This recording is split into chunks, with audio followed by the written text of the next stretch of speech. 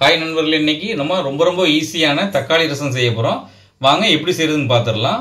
வீடியோக்குள்ள போக முன்னாடி நம்ம சேனலை ஃபர்ஸ்ட் டைம் பார்க்கீங்கன்னா சப்ஸ்கிரைப் பண்ணிடுங்க. பக்கத்துல இருக்க பெல் ஐகானையும் கிளிக் பண்ணிடுங்க. அப்பதான் போடக்கூடிய வீடியோஸ்லாம் உடனுக்குடன் நோட்டிஃபிகேஷன் வரும். வாங்க வீடியோக்குள்ள போகலாம். நம்ம தக்காளி ரசம் வைக்கிறதுக்கு கொஞ்சம் மசாலா பொருட்களை மிக்ஸி ஜாரில் போட்டு அரைச்சி எடுத்துக்கலாம். நான் கொஞ்சமாக பூண்டு எடுத்துருக்கேன். கொஞ்சமாக இஞ்சியை தோல் சீவி இப்படி வெட்டி வச்சுருக்கேன். அதையும் சேர்த்துருவோம். அரை ஸ்பூன் சீரகம், அரை ஸ்பூன் பெருஞ்சீரகம், மிளகு அரை ஸ்பூன், கொஞ்சம் கருவேப்பிலை, 3 பச்சை மிளகாய் நான் எடுத்துருக்கேன். நீங்கள் காரத்துக்கு தகுந்த மாதிரி எடுத்துக்கிடுங்க. இது எல்லாத்தையும் தண்ணி சேர்க்காம கொஞ்சம் குறைப்பாக அரைச்சி எடுத்துக்கலாம். இப்போ நாம் இந்த அளவுக்கு கொஞ்சம் குறைப்பாக அரைச்சி எடுத்துட்டு வந்துட்டோம். இது இப்போ ஓரமாக இருக்கட்டு.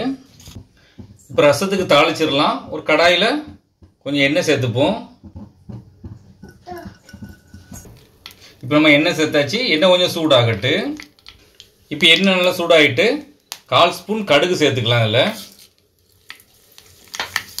1/4 ஸ்பூன் உளுந்து,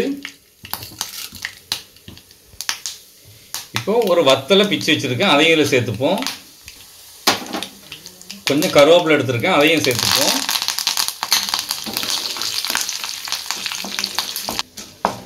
வத்தல் செவந்துட்டு இப்போ நம்ம அரைச்சி வச்சுருக்க பூண்டு இஞ்சிலாம் இதில் சேர்த்துக்கலாம்.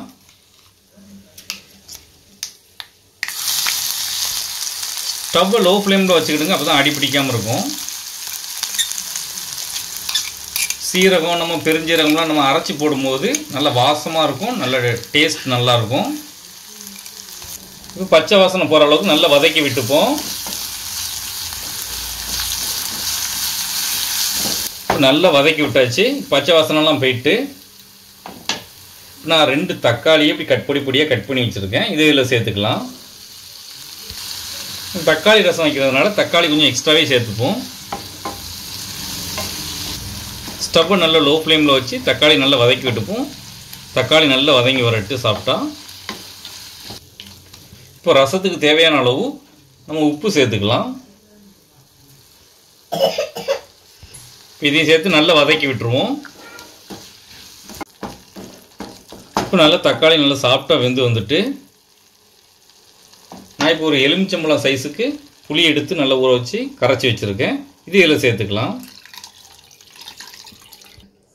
நீங்கள் உங்களுக்கு புளிப்புக்கு தகுந்த மாதிரி சேர்த்துக்கிடுங்க. இப்போ நல்லா மிக்ஸ் பண்ணி விட்டுடலாம். நல்லா மிக்ஸ் பண்ணி விட்டாச்சு. இப்போ நம்ம உப்பு, காரம், புளிப்பு எல்லாமே செக் பண்ணி பார்த்துக்கலாம். இப்போ உப்பு கொஞ்சம் கம்மியாக இருக்குது, கொஞ்சம் புளிப்பு கூட இருக்குது. அதனால் கொஞ்சம் உப்பு சேர்த்துக்கிறேன். நீங்கள் பொதுவாக இந்த ஸ்டேஜில் செக் பண்ணிக்கிடுங்க. கொஞ்சமாக ஒரு 1/4 கிளாஸ் அளவுக்கு தண்ணி சேர்த்துக்கிறேன்.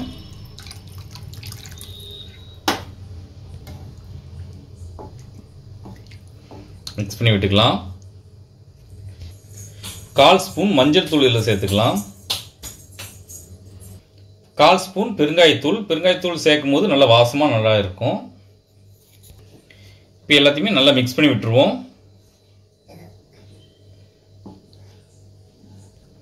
நல்லா மிக்ஸ் பண்ணி விட்டாச்சு. ரசம் கொதிச்சிடாமல் நல்லா நுரக்கூடி வரும்போது நம்ம ஆஃப் பண்ணிக்கலாம். இப்போ நுரக்கூடி வர ஆரம்பிச்சுட்டு இப்போ நம்ம கட் பண்ணி வச்சுருக்க மல்லி இலையை இதில் சேர்த்துக்கலாம்.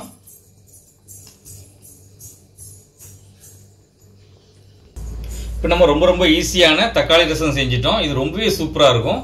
நீங்களும் வீட்டில் இதே மாதிரி ட்ரை பண்ணி பார்த்துட்டு எப்படி இருந்துச்சுன்னு கமெண்ட்டில் சொல்லுங்கள். இந்த வீடியோ பிடிச்சிருந்தா லைக் பண்ணுங்கள், உங்கள் ஃப்ரெண்ட்ஸ் அண்ட் ஃபேமிலிக்கு ஷேர் பண்ணுங்கள். மறக்காமல் நம்ம சேனலுக்கு சப்ஸ்கிரைப் பண்ணிவிடுங்க.